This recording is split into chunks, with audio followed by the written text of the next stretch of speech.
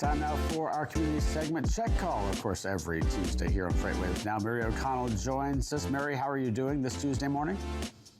You know, a lot better than I did yesterday morning. We don't have like ice everywhere. It's a much warmer day.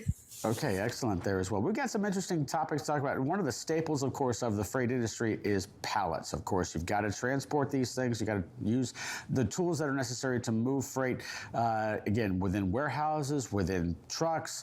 You got to have pallets. And that's maybe changing a little bit perhaps in 2024. Let's get into it a little bit in terms of what pallet procurement is going to be like and how this works now and how it possibly may work in the future. Yeah, so this week we get to talk to Pallet Trader, which honestly has one of the coolest ideas that I've seen. They're kind of a pallet marketplace where, if you are someone who has too many pallets, you can send it off to someone else, or you can find someone to buy your pallets, and then they'll even arrange for that like delivery of it, if you will. And then if you're someone also looking for a lot of pallets, there's a marketplace exchange for that as well. And as someone who used to spend a lot of time putting pallets loads together of, a farmer would have a bunch of seed delivered, and then they didn't need a whole lot, like 2 trucks worth of pallets. So, it's really not fun to find a carrier that will just go pick up an obscene amount of pallets and drop them off at a warehouse that also doesn't want them.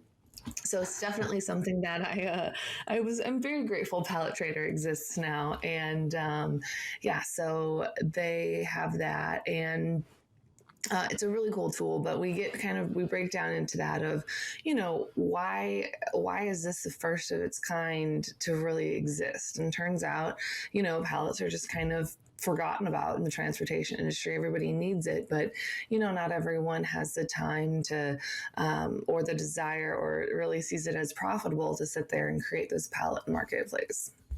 It's kind of like the screwdriver industry, I think, in the construction industry. As you see, if you need a screwdriver, you might need to go out and buy one, and all of a sudden you've got 25 of them in your toolbox there as well. So looking at pallet procurement, how is this possibly here going to change in 2024, and what is Pallet Trader up to?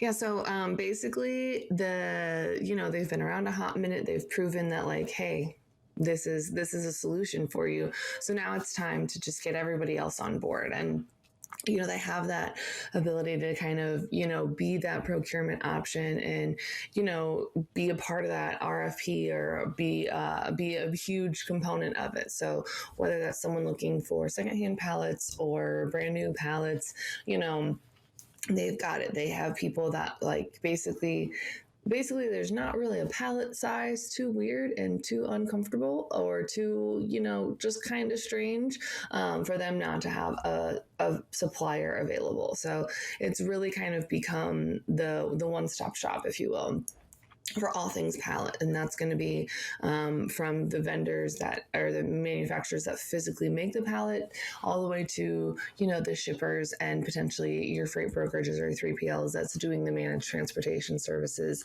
for that customer. So pretty much no matter where you are, they've got a solution for it. And it's just a matter of finding out what works for you. And they said that the cool part that they've had is that, they've had some pallet manufacturers, be able to advertise and make more sales, and they've actually been able to grow as well. And some shippers have been able to find, some of those atypical weird pallet sizes that they've been able to have success with as well. So where Pallet Trader jumps in is, it looks like we're talking about elongating or lengthening the life of a usable pallet. In other words, in a sense, perhaps beforehand, if you needed a pallet, you might just have to go out and buy a new one. And now, of course, you get an opportunity here to pick up something that's left over off of somebody else's load. They don't need it anymore. They can use that as well, which also saves you money, hopefully, in the long run, too. Oh, absolutely. They kind of have become that marketplace exchange for all things pallets. So if you aren't going to use your pallets again, or maybe you have some that have seen better days, but someone just needs pallets, not necessarily for, not necessarily for sticking forklifts through. They might need it for another purpose, or they might be a pallet recycler. There's always someone that's going to take a pallet in whatever form that it has.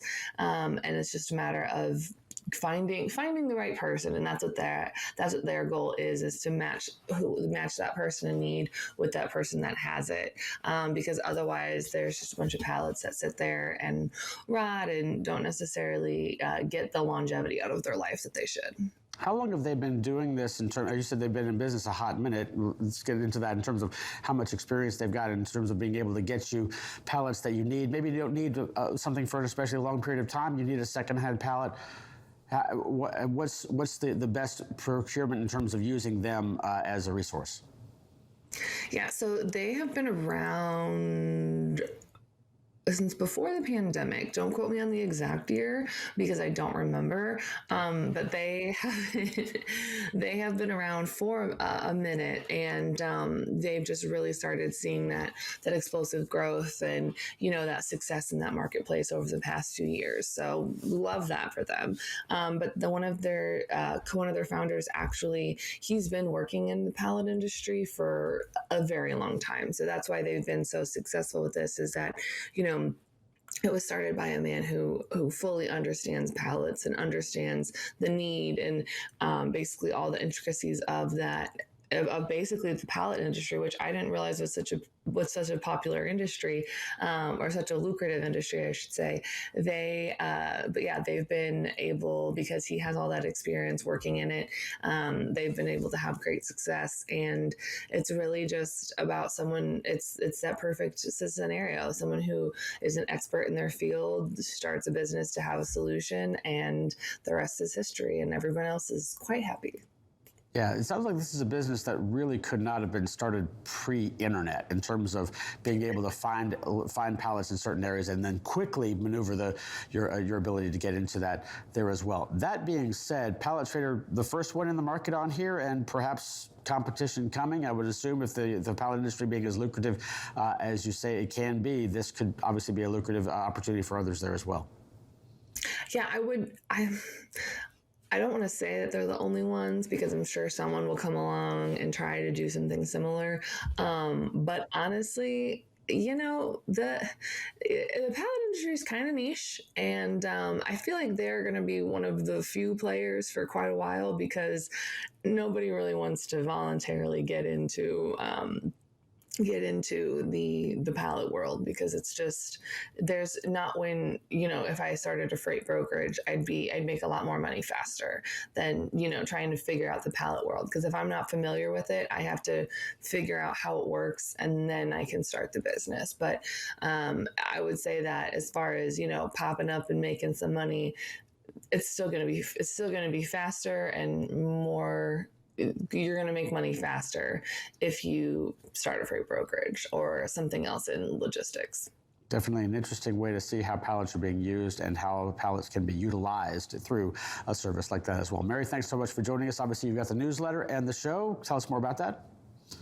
Yeah, so if you just keep hanging out with us today, make sure you subscribe and follow us on YouTube. Turn that little notification bell so you'll hear all of the great content that we have coming today. But today around 12:30 is a new episode of Check Call, where we get to talk about all things pallet even more.